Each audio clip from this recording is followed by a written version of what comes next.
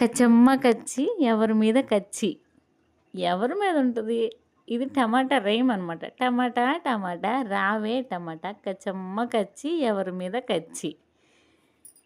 ఇవాళ వచ్చేసి టమాటా చారు అనమాట. చాలా ఈజీ ఉంటుంది. చాలా టేస్టీగా కూడా ఉంటుంది.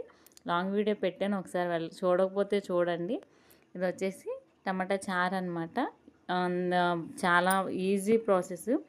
ఏం లేదు, మీడియం సైజు 3 టమాటాలు తీసుకుని వాటిని కడిగి చిన్న చిన్న ముక్కలుగా కట్ చేసి ఒక గిన్నెలో వేసుకొని దాంట్లో కొత్తిమీర, పసుపు, ఉప్పు, కారం, చింతపండు వేసి బాగా పిసకాలన్నమాట. ఎలా అంటే అవి గుజ్జు అయిపోయేటట్టు పిసకాలన్నమాట ఇవి టమాటా ముక్కలు. పిసికిన తర్వాత దాంట్లో మనకు కావాల్సినంత వాటర్ పోసుకొని పొయ్యి మీద పెట్టి అలా తెరనివ్వాలన్నమాట. తెరలేటప్పుడు ఏంటంటే మనం చిన్న అల్లం ముక్క, వెల్లుల్లి, మిరియాలు, జీలకర్ర వేసి దంచుకోవాలన్నమాట. దంచుకున్న తర్వాత ఇలా తెరలుతుంది కదా, ఇలా తెరలినప్పుడు ఏంటంటే దంచుకున్న దాన్ని తీసుకొచ్చి ఏదైతే మనం అల్లం వెల్లుల్లి దంచుకున్నామో తీసుకొచ్చి దీంట్లో కలిపేయడమేనండి. కలిపేసిన తర్వాత దాన్ని కొంచెంసేపు మరలనివ్వాలి. ఏంటంటే చారు అనేది ఎక్కువగా మరగాలి, మరిగితే టేస్ట్ వస్తుంది అనేది మనం అనుకుంటాం. బట్ అది కాదంటండి, చారుకి సహజంగా వచ్చే టేస్ట్ కోల్పోతుందంట.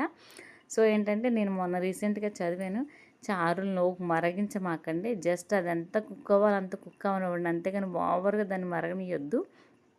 టేస్ట్ సంగతి పక్కన పెడితే ఆరోగ్యంగా అయితే ఉండలేము మనం, ఇది మాత్రం కన్ఫామ్ అండి. అన్హెల్దీగా ఉండడం ఎందుకండి, హెల్దీగా తింటే బాగుంటుంది కదా మనం కూడాను. అంతే, అది దాంట్లో కలిపేసి అలా కొద్దిసేపు మరిగిన తర్వాత దాంట్లో మనం పోపు పెట్టుకోవడమేనమాట.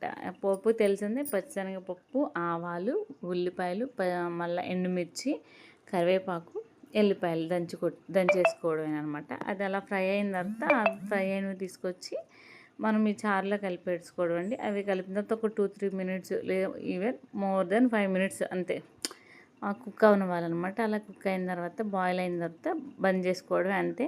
ఇది ముద్దపప్పుల్లోకైనా ఫ్రైల్లోకైనా చాలా బాగుంటుంది, సూపర్గా ఉంటుంది. ఒకసారి ట్రై చేయండి. ముద్దపప్పులోకి బాగుంటుంది, ఎవరైనా ట్రై చేయకపోతే ఒకసారి ట్రై చేయండి.